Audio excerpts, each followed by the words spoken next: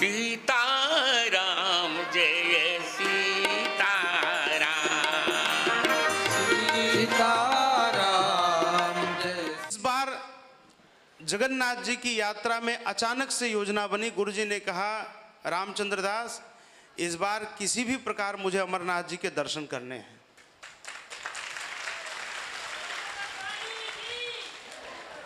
सारे तंत्र को सक्रिय किया गया। तो सबने हमें कहा कि गुरुजी की अवस्था ज़्यादा है, इस नाते थोड़ी सावधानी रखनी पड़ी। अगर गुरुजी यात्रा टाल दे तो बहुत अच्छी बात है, लेकिन गुरुजी का संकल्प दृढ़ कि दर्शन करना ही करना है। फिर रक्षा मंत्री राजनाथ सिंह जी से बात हुई और यात्रा की तिथि सुनिश्चित हुई। एक चमत्कार की बात आपको बता रहा हूं, बहुत अद्भुत चमत्कार। यात्रा की तिथि सुनिश्चित हो गई और जगन्नाथ जी से सीधे गुरुजी विशेष विमान से श्रीनगर एयरपोर्ट पहुंचे।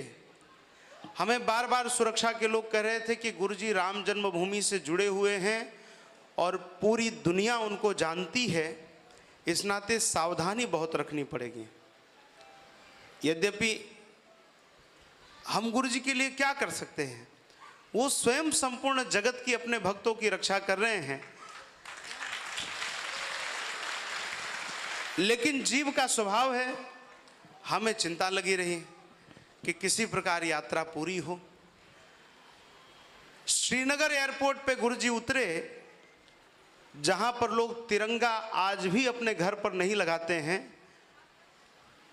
मंदिरों को दिन रात तोड़ा जा रहा हो, दिन रात कश्मीरी हिंदुओं की पंडितों की हत्या हो रही हो, ऐसे भयावह वातावरण में जब गुरुदेव एयरपोर्ट पे निकले तो कम से कम 1500 से ज़्यादा लोग जय श्री राम की जय घोष कर रहे थे।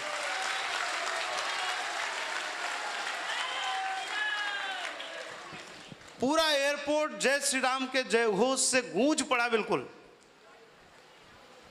और आपस में लोग चर्चा कर रहे हैं, अरे देखो, इनकी कृपा से हमें राम जन्मभूमि प्राप्त हुई। कोई कह रहा है हम लोग इतने समय से हनुमान चालीसा का पाठ कर रहे थे, उसमें जो अशुद्धियां लोगों के द्वारा हो गई थी, प्रिंटिंग के द्वारा हो गई थी, कुछ प्रेस के माध्यम से हो गई थी, उसको इन्होंने सुधारा है। आश्चर्य अपने आप में। और तो और आप छोड़िए, हमें परेशानी तब अधिक हो गई कि जिन लोगों को सुरक्षा में लगाया गया था वो चरणों में बैठ गए।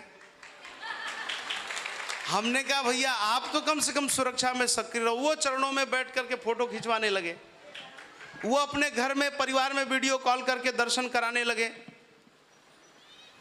हमने कहा गुरुदेव आपकी महिमा बड़ी अनंत है। जब कश्मीर की यात्रा पर जाना था, हम मोबाइल उठाए तो उसमें कश्मीर का एक नंबर नहीं। हमने कहा कहें तो कहें किससे। और फिर परिस्थिति ये हो गई कि कम से कम 200 आदमी हाथ जोड़े खड़ा था कि गुरुदेव के लिए हम कर क्या सकते हैं, प्रसाद बताइए क्या पाएंगे। गए और लगातार डॉक्टरों से बात हो रही थी। उन्होंने कहा गुरुजी का विशेष ध्यान रखना पड़ेगा। हम लोग अपनी तरफ से जो कर सकते थे वो कर रहे थे, जैसा निर्देश था। अब यात्रा में गए। प्रातः यात्रा आरंभ हुई, गुरुदेव हेलीकॉप्टर के द्वारा ऊपर पहुंचे। पूरे रास्ते में आप जानते हैं कि अमरनाथ जी की यात्रा बहुत दुर्गम यात्रा है। जो भी लोग गए होंगे, कहना नहीं चाहिए लेकिन बड़ी कष्टप्रद यात्रा है। हम जब यात्रा से होके आए तो गुरुजी ने कहा कि रामचंद्र दास कैसा लगा। हमने कहा गुरुजी वहाँ शंकर जी भी गए थे, तो गणेश जी को छोड़ गए थे, सांप को छोड़ गए थे, चंद्रमा को छोड़ गए थे, सबको छोड़ करके अकेले शंकर जी वहाँ गए थे, क्योंकि शंकर जी के अलावा किसी की क्षमता नहीं है वहाँ रहने की। अब चमत्कार आप देखिए, पूरे रास्ते में लोग थके मांदे, कोई गिर पड़ा है, किसी के चोट लगी है, थके मांदे चढ़े जा रहे हैं, कोई चढ़ कर के उतरा है तो वो थका है कि किसी प्रकार नीचे पहुंच जाए तो भगवान की कृपा। और जो गुरुजी के दर्शन करे उसके चेहरे पर प्रसन्नता, जिसको होश नहीं थी अपने खड़े होने की, वो मोबाइल निकाल करके सेल्फी और वीडियो बनाने लगा, वो गुरुजी की जय घोष करने लगा। अब हमें सबने ये कहा था कि गुरुजी का गुफा में ध्यान रखना पड़ेगा, वहां ऑक्सीजन लेवल बहुत कम है। अब चमत्कार आप यहां पर देखिए, हम गुरुजी की चिंता में व्याकुल, सब लोग की बड़ी सावधानी रखनी पड़ेगी। मैंने ऑक्सीजन का सिलेंडर वगैरह सबको, डॉक्टरों को बोल के वहां पर रखवाया। हम लोग गए ऊपर गुफा में, और संयोग ऐसा कि इसको अमरनाथ जी की ही इच्छा कह सकते हैं, वैसे शिवजी गुरु के ही स्वरूप में है। गुरुदेव और शिवजी में कोई अंतर नहीं है। वहां पर ब्राह्मण प्रतीक्षा कर रहे थे, आरती अब करनी, लेकिन 5-7 मिनट विलंब हो गया। और गुरुदेव जैसे ही पहुंचे तब ब्राह्मणों ने कहा कि गुरुदेव आज्ञा हो तो अब आरती हम लोग आरंभ करें, आज पहली आरती होनी है बाबा अमरनाथ जी की। गुरुदेव गुफा में लगभग आधे घंटे से अधिक विराजे, 40 मिनट गुरुजी विराजे अमरनाथ जी की गुफा में, आरती हुई। अब हमें चिंता लगी थी कि गुरुजी का स्वास्थ्य न खराब हो जाए। गुरुजी तो अपने आनंद में बैठे हैं और मेरा ऑक्सीजन लेवल डाउन हो गया और मेरा शरीर शिथिल हो गया इतना कि मुझसे बिल्कुल खड़ा नहीं रहा जाए, मैं जमीन पर बैठ गया, ऑक्सीजन लेवल डाउन हो गया। अब मैंने फिर डॉक्टरों को कहा कि हमारी ये स्थिति गुरुजी को लगा दो। गुरुजी ने कहा नहीं, हम तो चकाचक बैठे, हमें कोई आनंद दिक्कत नहीं, हम तो दर्शन कर रहे हैं। मैंने ये चमत्कार देखा कि एक 74 वर्ष की अवस्था में गुरुदेव हमारे सामने विराजमान हैं। आप सब जानते हैं हार्ट का बाईपास हुआ है, सारी चीज़ें आप जानते हैं। उसके बाद भी जब गुरुदेव को वहाँ जाकर के लेस मात्र कष्ट नहीं हुआ, तब ये दृढ़ विश्वास हमारा हो जाता है कि निश्चित यह अवतारी महापुरुष हैं, निश्चित ये अवतारी महापुरुष हैं जिनके सानिध्य में हम अपने जीवन को सार्थक कर रहे हैं। श्री साक्षात परमेश्वर भगवान की।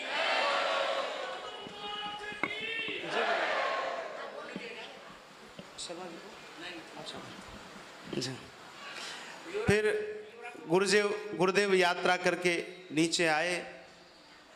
हम सबको तो कोई चेतना नहीं, फिर भी जब नीचे आए तो हमने कहा गुरुजी आप बस लेट जाइए, किसी प्रकार आपकी थोड़ी सेवा हो जाए, और आज चेतना नहीं है बिल्कुल।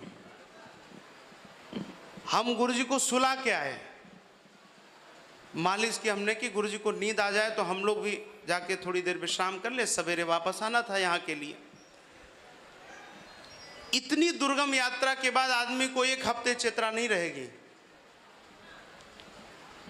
गुरुजी को हम सुला के आए और थोड़ी देर बाद पता चला कि गुरुजी फिर अपनी माला लेके जप शुरू कर दिए।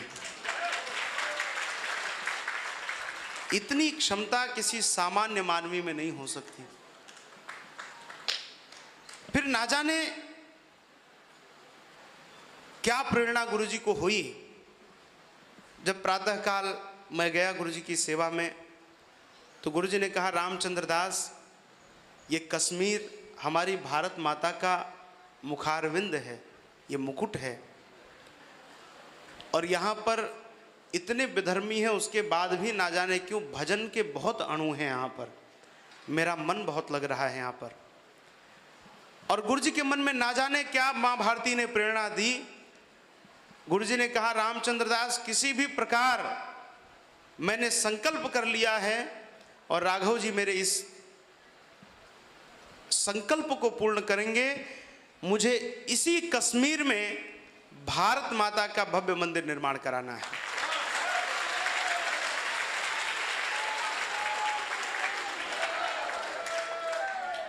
हमने कहा गुरुजी मंदिर तो बन जाएगा, पुजारी कौन रहेगा यहाँ पे? गुरुजी ने कहा मंदिर अब बनेगा यहाँ पर।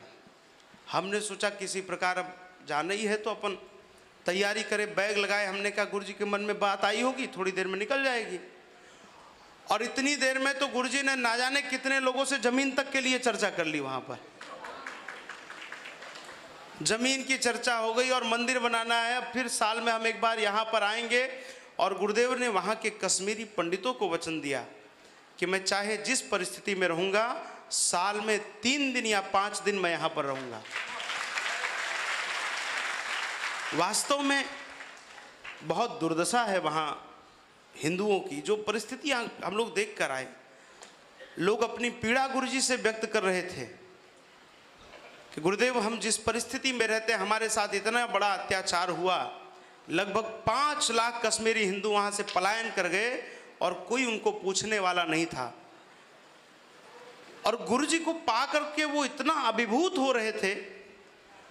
उन्होंने कहा, गुरुजी यदि आप जैसा अभिभावक हमें मिलेगा, वैसे तो हमने लौटने का नहीं सोचा है, अब कश्मीर में वापस नहीं आना है, लेकिन आप जैसा अभिभावक होगा तो हम सभी कश्मीरी हिंदू वापस लौट करके घाटियों में आ जाएंगे।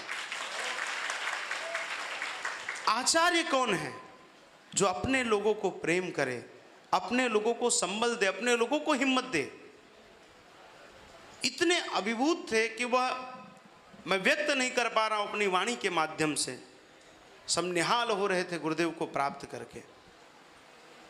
तो इस नाते फिर मेरे मन में ऐसा आया कि इसमें कहीं ना कहीं कमी हमारी रही है कि गुरुदेव को जहां तक पहुंचना था, गुरुदेव तैयार थे, लेकिन हम लेकर नहीं गए। देश दुनिया में जिस कोने में गुरुदेव जाते हैं, वहां पर लोग उत्साहित होकर गुरुदेव की ओर चल देते, गुरुदेव की विचारधारा को मानने लगते हैं। इस नाते गुरुदेव तो सब तक पहुंचे, ये हमें व्यवस्था करनी है, लेकिन गुरुदेव के विचार सब तक पहुंचे, ये हम सबकी जिम्मेवारी है। सीताराम हनुमान सीता